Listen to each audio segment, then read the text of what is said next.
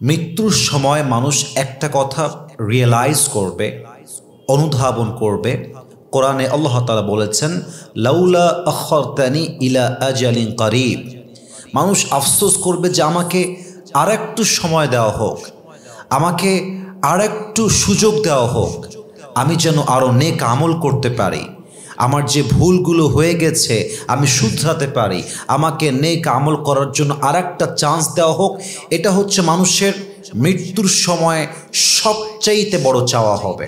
কিন্তু মৃত্যু যখন চলে আসে, আল্লাহ তাআলা বলেছেন, লিকুল্লি উম্মাতিন আজাল ইযা জাআ আজালুহুম ফালা ইস্তাখিরুনা সাআতাও ওয়ালা ইস্তাকদিমুন। Everyone has specific time to die.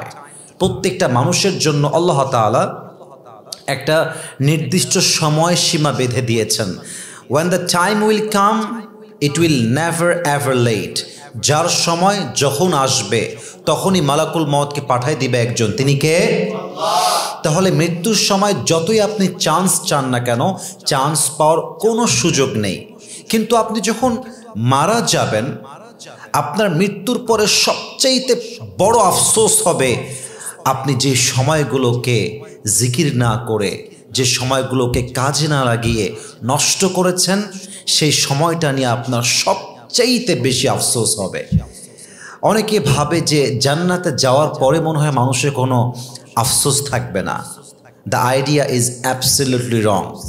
মানুষের জান্নাতে যাওয়ার পরেও একটা আফসোস থাকবে, যে জান্নাতি যে জান্নাত পেয়েছে তারও আফসোস থাকবে, এবং আফসোস জাস্ট একটা বিষয় হবে, সে ভাববে, ইস ওই সময়টা বসে বসে মোবাইল ফোন টিপেছিলাম, ওই সময়টা বসে বসে টিকটকে, রিলসে, ফেসবুকে, ইউটিউবে I have wasted my time, আমি আমার সময়কে নষ্ট করেছি।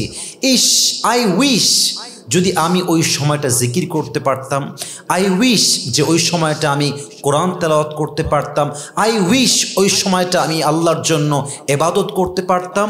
মানুষের মৃত্যুর পরে জাস্ট নয়, বরং জান্নাতে যাওয়ার পরেও মানুষ তার নষ্ট করা সময়গুলো নিয়ে আফসোস করতে থাকবে। অতএব এখন আমরা বেঁচে আছি, আমাদের এখন এই মুহূর্তে এখান থেকে নিয়ত করতে হবে, যতদিন বেঁচে আছি আমার জীবনের একটা মুহূর্ত আমি আর নষ্ট করব না। বলেন সবাই ইনশাআল্লাহ। মানুষ কত বড় নিমুখ হারাম একবার চিন্তা করেন, যে মানুষ কত বড় বেঈমান। 24টা ঘন্টা দিনের সময়, প্রত্যেকটা কাজে তার সময় আছে, বইয়ের কাছে সময় আছে, অফিসের সময় আছে, ফেসবুকের সময় আছে, ইউটিউবের সময় আছে, টিকটকের সময় আছে, আড্ডা দেওয়ার সময় আছে, ঘোরার সময় আছে, বাইক চালাবার সময় আছে, বইয়ের কাছে বসে গল্প করার টাইম আছে, সব সময় আছে। কিন্তু যে আল্লাহ তাআলা এই সময়টা দিল, যে আল্লাহ রিজিক দিল, যে আল্লাহ কান দিল, চোখ দিল, নাক দিল, হাত দিল, পা দিল, রিজিক দিল, গাড়ি দিল, বাড়ি দিল, সম্মান দিল, মা দিল, বাবা দিল, ভাই দিল, বোন দিল, সন্তান দিল, বাচ্চা দিল, সব দিল। সবার জন্য টাইম আছে, সব জায়গায় সময় আছে, বাট সে আল্লাহর জন্য দিনে জাস্ট 5টা বার 10 মিনিট করে সময় বের করবে 5 ওয়াক্ত নামাজের জন্য। এই সময়টা যে মানুষের কাছে নেই, তার মতো নিমক হারাম বেঈমান পৃথিবীতে আর কেউ হতে পারে না। ঠিক কিনা বলেন?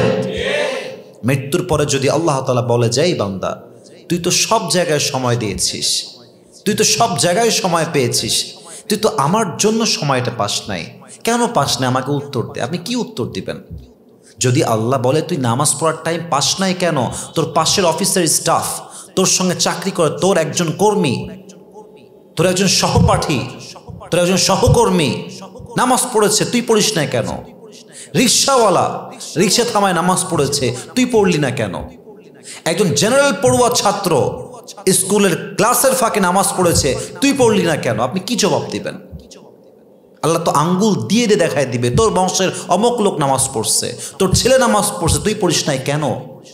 আপনি কি উত্তর দিবেন? এই জন্য মাথায় রাখতে হবে, আমাদের লাইফে প্রত্যেকটা মুহূর্ত, প্রত্যেকটা টাইম আমরা কাজে লাগাবো আল্লাহর জিকিরে, আল্লাহর ইবাদতে, আল্লাহর জন্য। রাজি আছেন তো ইনশাআল্লাহ? 2 নাম্বার, একটা মানুষ মৃত্যুর পরে সবচাইতে বড় আফসোস করবে তার বন্ধুকে নিয়ে। আর মানুষগুলো বলবে, ইয়া ওয়াইলাতা লাইতানি লাম আত্তাখিয ফুলানান খালিলা, বলবে, ইস, আমি যদি অমুক বন্ধুকে আমার বন্ধু না বানাতাম, আমি যদি অমুক ব্যক্তিকে আমার বন্ধু হিসেবে গ্রহণ না করতাম, তাহলে কতই না ভালো হতো। আফসোস করে তার বন্ধুর জন্য। কারণ একজন ব্যক্তি হিসাব করতে গেলে ৮০ ভাগ গুনাহ করে অন্যের দ্বারা প্রভাবিত হয়ে। খুব খেয়াল করবেন, একজন বন্ধু বিড়ি খায় না, আর এক বন্ধু বিড়ি খায়। তো আপনার অভ্যেস নেই বিড়ি টানার, কিন্তু আপনি আপনার বন্ধুকে প্রত্যেক দিন দেখছেন সে বিড়ি টানতেছে। একটা সময় গিয়ে বিড়ি টানা দেখাটা আপনার জন্য অনেক বেশি ইজি হয়ে যাবে। একদিন আপনার বন্ধু বলবে, এই নে একটু ট্রাই কর না, ট্রাই করে দেখ। আপনি একদিন ট্রাই করবেন, আপনার কাশি হবে। সেকেন্ড ডে আবার ট্রাই করবেন, third day again you will try, and gradually আস্তে আস্তে ট্রাই করতে করতে করতে করতে একটা সময় এমন হবে যে আপনি নিজেও আপনার বন্ধুর মতো বিড়ির নেশায় আসক্ত হয়ে যাবেন। কথা ঠিক আছে কিনা বলেন? আপনি কোনো হারাম রিলেশনশিপে নেই, আপনার বন্ধু হারাম রিলেশনশিপে আছে। আপনি বলছেন যে বন্ধু এগুলো করিস না, এগুলোতে কোনো রকম কোনো সওয়াব নেই, শুধু গুনাহ আর গুনাহ, লাইফটা বরবাদ হবে। কিন্তু যেই বন্ধু রিলেশনে আছে, he is motivating you or she is motivating you to have a haram relationship in your life, বলছে আরে বন্ধু হারামে তো এনজয় করবি, এই যে গার্লফ্রেন্ড নিয়ে ঘুরবি, রেস্টুরেন্টে যাবি, পার্কে যাবি, বাদাম খাবি, ঘুরবি। আপনি প্রথমে যদিও বা মোটিভেট হচ্ছেন না, but after a long time আপনি যখন দেখছেন যে আপনার ছেলের ফ্রেন্ড একজন মেয়ের সাথে ফোনে খুব কথা বলছে, খুব প্রেম করছে, খুব আলাপ করছে, as a man, this is the Nature of a man. একজন পুরুষ নারীকে চায়, একজন পুরুষ নারীর সঙ্গে কথা বলতে চায়। যখন সে তার বন্ধুকে দেখছে যে আমার বন্ধু কথা বলতেছে, আমি কেন বলবো না, ওর থাকতে পারে, আমার কেন থাকতে পারে না, আস্তে আস্তে একজন হারাম রিলেশনশিপ যার নেই এমন যুবক তার বন্ধুর জন্য একটা সময়ে গিয়ে হারামে আসক্ত হয়ে যায়, হারাম সম্পর্কে জড়িয়ে যায়। ঠিক কিনা বলেন? প্রত্যেকটা গুনাহের ক্ষেত্রে মানুষ অভ্যস্ত হয়, বেশিরভাগ ক্ষেত্রে তার আশেপাশের বন্ধুরা দায়ী থাকে। অতএব মৃত্যুর পরে একজন বান্দার সবচেয়ে বড় আফসোস হবে, ইয়া ওয়াইলাতা লাইতানি লাম আত্তাখিয ফুলানান খলিলা। প্রত্যেকটা মানুষ বলবে, আল্লাহ আফসোস করছি আমি ওই বন্ধুর জন্য। কেন? সে আমার বন্ধু ছিল, ওই বন্ধুর জন্য আমি বিড়ি খেয়েছি, ওই বন্ধুর জন্য আমি বেনামাজি হয়েছি, ওই বন্ধুর জন্য আমি হারাম প্রেম করেছি, ওই বন্ধুর জন্য আমি হারাম নেশায় আসক্ত হয়েছি। এই জন্য মৃত্যুর পরে আফসোস থেকে যদি বাঁচতে চান, কিয়ামতের কঠিন ময়দানে আফসোস থেকে যদি বাঁচতে চান, নেককার দিনদার বন্ধু নির্বাচন করার দরকার আছে না নাই? অবশ্যই আপনাকে একজন ক্যারেক্টার যার ভালো, চরিত্র যার ভালো, দিনদার যে, তাকে আপনার বন্ধু বানাতে হবে। রাজি আছেন তো ইনশাআল্লাহ? 3 নাম্বার, একজন মানুষ মৃত্যুর পরে সবচাইতে বড় আফসোস করবে গুনাহকে নিয়ে, যে গুনাহকে সে খুবই হালকা মনে করে করেছে। আমি আবারও বলছি, মৃত্যুর পরে সবচেয়ে বড় আফসোস হচ্ছে বান্দা এমন গুনাহ নিয়ে আফসোস করবে যে গুনাহকে সে সবচেয়ে হালকা মনে করেছে। যেমন কারো হক নষ্ট করেছে, কিন্তু সে এটাকে গণেই নাই, এটাকে সে অন্যায় মনেই করে নাই। আজকালকার স্বামীরা স্ত্রীর হককে এমনভাবে নষ্ট করে যে স্বামী যদি সারা জীবন তাহাজ্জুদও পড়ে, সে তার স্ত্রী এত হক নষ্ট করেছে যে সারা জীবনের আমল নামা এক পাল্লায় দিলেও স্ত্রীর হক এত পরিমাণ নষ্ট করেছে, তার সমস্ত আমল এক নিমিষে বরবাদ হয়ে যাবে। ঠিক কিনা বলেন? বাট একজন স্বামী এটাকে কোনো গুনাহই মনে করে নাই। একজন বউ তার স্বামীর হক নষ্ট করেছে, সে গুনাহ মনে করে নাই। সে ভেবেছে it's not a big deal, I can do it, আমার কাছে অধিকার আছে, হক আমি নষ্ট করতে পারি, এটা মনে করে very easily she has done this, করে ফেলেছে সে। কিন্তু এই গুনাহের জন্য কিয়ামতের দিন সে আফসোস করবে। আপনি একজনকে কথা দিয়েছেন, ওয়াদা দিয়েছেন, ওয়াদা আপনি রাখেন নাই, এবং না রাখার ব্যাপারে আপনি একদম অলস ছিলেন। ইউ ওয়ার কেয়ারলেস, আপনার কোনো পরোয়াই ছিল না, আরে কোনো ব্যাপারই না, আমি ওয়াদা দিব, না রাখতে পারি, এটা আমার একান্ত ব্যক্তিগত ব্যাপার স্যাপার। কিন্তু এটা যে কত বড় গুনাহ, এটা আপনি মৃত্যুর পরে বুঝতে পারবেন। মানুষ মৃত্যুর পরে সবচেয়ে বেশি আফসোস করবে তার সেই গুনাহগুলো নিয়ে, যে গুনাহগুলোকে সে ছোট মনে করে করেছে, হালকা মনে করে করেছে। আজকাল তো একে অপরকে ধোঁকা দেওয়া একটা ব্যবসার মতো হয়ে গিয়েছে, বিশ্বাস নিয়ে খেলাটা একটা ব্যবসার মতো হয়ে গিয়েছে। কিয়ামতের কঠিন দিনে একজন বেঈমান বিশ্বাসঘাতক সবচেয়ে বেশি আফসোস করবে যে আমি কেন মানুষের বিশ্বাস নিয়ে খেললাম, কেন আমি মানুষের হক নিয়ে খেললাম, কেন মানুষের ব্যবসাকে পুঁজি, মানুষের বিশ্বাসকে পুঁজি করে আমি ব্যবসা করলাম। এই আফসোস করতে করতে চোখের পানি পড়তে পড়তে পুরো চোখের কালিশিরা পড়ে পুরো চোখটা কালো হয়ে যাবে, ঠিক কিনা বলেন? কিয়ামতের দিন মৃত্যুর পরে সবচেয়ে বড় আফসোস হবে আপনি কেন মানুষের হক নষ্ট করেছেন, কেন আপনি গুনাহগুলোকে সহজভাবে নিয়েছেন। 4 নাম্বার, মৃত্যুর পরে সবচেয়ে বেশি একজন বান্দার আফসোস হবে যে ইস রে, গুনাহ তো করেছি, তওবা কেন করলাম না। সবচেয়ে বড় আফসোস বান্দার যে আমি মৃত্যু বরণ করার পরে যখন আমার কবরের জীবনটা শুরু হবে, আমি প্রথম বিষয় যেটা নিয়ে রিগ্রেট করব, আফসোস করব, তা হচ্ছে এই যে আমি তওবা করলাম না কেন। Why I didn't repent to my lord. আমি কেন রবের কাছে ফিরে আসলাম না, কেন বললাম না যে আল্লাহ আমার ভুল হয়েছে। এই আফসোস তখন করে কোনো লাভ হবে না। যদি তওবা করতে হয়, this is the right time to come back to your lord. রবের কাছে ফিরে আসতে চান, এখনই সময়। মৃত্যুর পরে আফসোস করে কাজ হবে না, এখনই ঘাঁটি দিলে তওবা করতে হবে যে Allah, I have made a mistake and this is my promise to you, I will never ever make this mistake again in my life. Allah, আমার ভুল হয়ে গেছে, আল্লাহ আমি অন্যায় করে ফেলেছি, আল্লাহ তুমি আমাকে ক্ষমা করে দাও, এবং আমি ওয়াদা করছি আগামীতে এই অন্যায়, এই পাপ, এই গুনাহ আমি আর কখনো করব না। আল্লাহ তাআলা কি বলছেন? লা তাকনাতু মির রাহমাতিল্লাহ, never lose hope from the mercy of your Lord.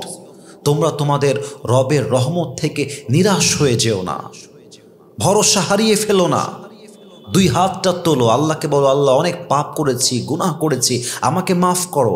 আল্লাহ বলছে ইন্নাল্লাহা ইয়াগফিরুদ দুনুবা জামিআ, when you will put your hand to your Lord and you say, oh Allah, I have made a mistake in my life, oh Allah, please forgive me. Allah says in this ayah, at the same time I will forgive the entire sins in your life, whatever you have committed in your past life. আল্লাহ বলছে বান্দা তুই তওবা করবি, তোর চোখের পানি নাকের ডগায় আসার আগেই আমি আল্লাহ তোর জীবনের সব গুনাহ খাতা মাফ করে দিব। সুবহানাল্লাহ পড়েন সবাই। প্রত্যেক দিন এই জমিনটা পারমিশন চায় যে আল্লাহ একটা পারমিশন দাও, সব গুনাহগারদেরকে ধসিয়ে মারবো। আসমানটা পারমিশন চায় আল্লাহ একবার পারমিশন দাও, সবগুলো গুনাহগারকে আসমান ভেঙে পড়ে শেষ করে দিব। সমুদ্র পারমিশন চায় একবার পারমিশন দাও, পানিগুলো দিয়ে ডুবাই মারবো। প্রত্যেকটা দিন পাহাড় পারমিশন চায়, একবার পারমিশন দাও, 2 পাশ দিয়ে চাপ দিয়ে মাজার হাড় ভেঙ্গে গুনাহগারদের জীবনটাকে ধূলিসাৎ করে দিব। আল্লাহ বলছেন নো, খবরদার, তোমরা বাড়াবাড়ি করতে এসো না, এগুলো সব আমার বান্দা। সে গুনাহগার হোক, সে জালেম হোক, বেঈমান হোক, খ্রিস্টান হোক, ইহুদি হোক, ইয়া ইবাদি, এ সব আমার বান্দা। আতানি নাহারান কাবিলতু, যদি আমার বান্দা দিনের বেলা তওবা করে আমি দিনের বেলা কবুল করব। ওয়া ইন আতানি লাইলান কাবিলতু, যদি আমার বান্দা আমার কাছে রাতের বেলা তওবা করে আমি আমার বান্দার তওবা রাতের বেলাতেই কবুল করব। সুবহানাল্লাহ পড়বেন না আপনারা সবাই? আপনি যখন বৃদ্ধ হয়ে গেছেন, মানুষ বলবে আরে বেটা তুই তো বুড়া হয়ে গেছিস, তোর আবার কিসের তওবা? আল্লাহ বলছেন না না, তোর দাড়ি সাদা হয়ে গেছে, একটা দাঁতও নাই, চোখ দিয়ে দেখতে পারিস না, হাতটা তুলতে পারিস না, পা ফেলে সামনে যেতে পারিস না, তখনও তওবা কর। তুই তওবা করতে দেরি হবে, আমি আল্লাহর তওবা কবুল করতে দেরি হবে না। সুবহানাল্লাহ পড়বেন না আপনারা সবাই? এই জন্য প্রিয় ভাইয়ারা, মৃত্যুর পরে সবচেয়ে বড় একটা আফসোস হচ্ছে আমি তওবা করে কেন মরলাম না, আমি তওবা কেন করতে পারলাম না।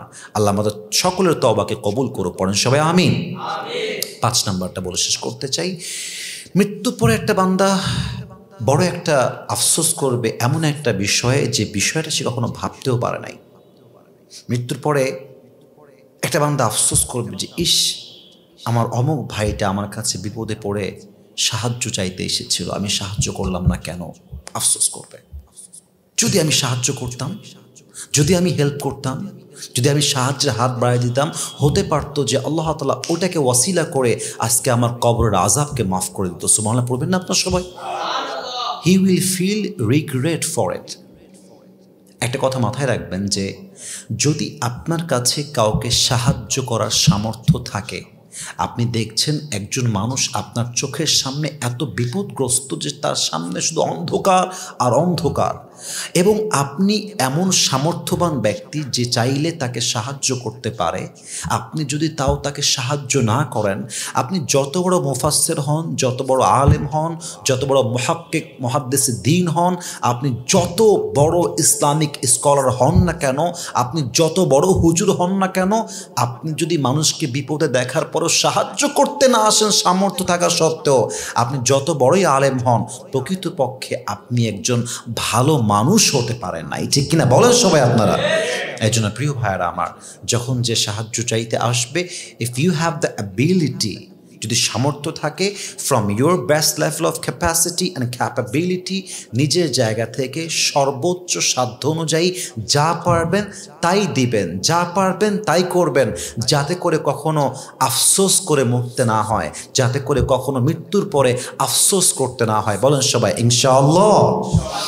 তাহলে টাইম মতো নামাজ পড়বেন, সময়ের মূল্যায়ন করবেন, কারো হক নষ্ট করবেন না, কারো বিশ্বাস নিয়ে খেলবেন না, অন্যের হকগুলোকে নিমিষেই বরবাদ করবেন না। যে যখন যেমন অবস্থায় আসবে আপনার সামর্থ্য অনুযায়ী হেল্প করবেন, এবং যখনই গুনাহ হয়ে যাবে, গুনাহ করার সময় কোনো গুনাহকে হালকা ভাববেন না। একে তো গুনাহ করবেনই না, গুনাহ তো করবেনই না, যদি গুনাহ হয়েও যায় সাথে সাথে রবের কাছে তওবা করবেন যে আল্লাহ আমার ভুল হয়ে গেছে, তুমি আমাকে ক্ষমা করে দাও। রাজি আছেন তো সবাই ইনশাআল্লাহ? আল্লাহ সবাইকে মৃত্যুর পরে আফসোস থেকে হেফাজত করুক এবং সবাইকে বেশি বেশি নেক আমল করার তৌফিক দান করুক। আমিন।